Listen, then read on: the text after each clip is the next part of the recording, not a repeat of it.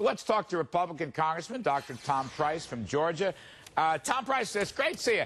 Larry, great to be with you. Before we get into the merits of the bill, I know you oppose the bill. I just want to ask you about Ms. Pelosi. People are saying she's delusional, she's mad, she's going to drive the Democrats off the cliff after Tuesday's election. But let me counter and get your take. She's taken a big riverboat gamble, but if she succeeds in getting past it Saturday, then she is really going to put pressure on the Senate to have a vote before year end, and that could roll this thing into fruition. What's your take? Does Ms. Pelosi have the votes up her sleeve? I don't think she's got the votes yet, but she's a doctrinaire liberal. She wants this to pass. In fact, she has told some of her members she even wants it to pass if some of them lose their seats because of this vote. So the fact of the matter is she believes in this government takeover of health care. The American people don't, and that's where the rub is. The question is whether the Democrat moderates are going to represent their constituents or whether they're going to represent their leadership. I understand, but I hear from all my political sources, I'm going to call bribes, threats. Yeah. You know how the game is played. Absolutely. We're talking hardball. I believe Speaker Pelosi knows how to play hardball very well, as do her lieutenants. I also hear, at the moment, the whip count in the Speaker's operation says they have a 3-vote majority. Have you heard that, Dr. Price? No, I haven't heard it that close. In fact, I don't believe it, because there are still individuals, there are chairmen of committees on her side of the aisle that are still opposed to this bill and will be opposed to this bill, because it's the wrong thing for America.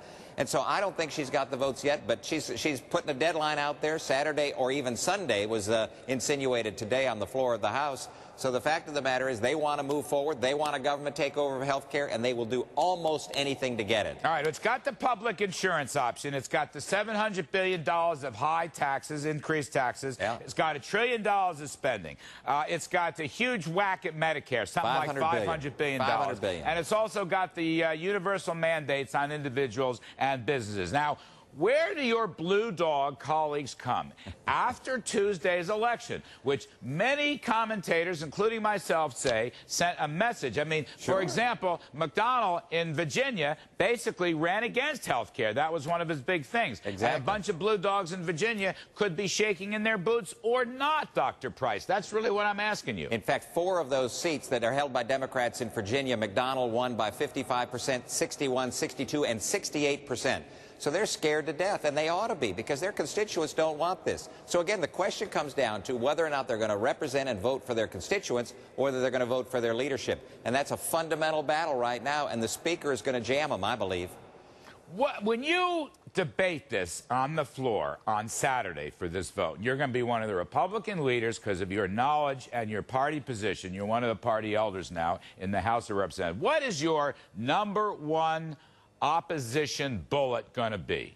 Well, the fact of the bill, what the bill does is provide for a government to run health care and medical decisions. The American people don't want medical decisions to be made by a bureaucrat here in Washington. That's the #1. The second thing is that is the cost of it. You mentioned it. $700 billion, $800 billion in taxes, $500 billion slash to Medicare. Nobody is desirous of that, especially when the alternative that we will have on the floor of the House on Saturday doesn't spend that kind of money. In fact, it saves $68 billion of a decrease in the deficit over a 10-year period of time, and continues to increase the number of folks that are covered by addressing those things that are wrong with our system, but keeping those things that are right.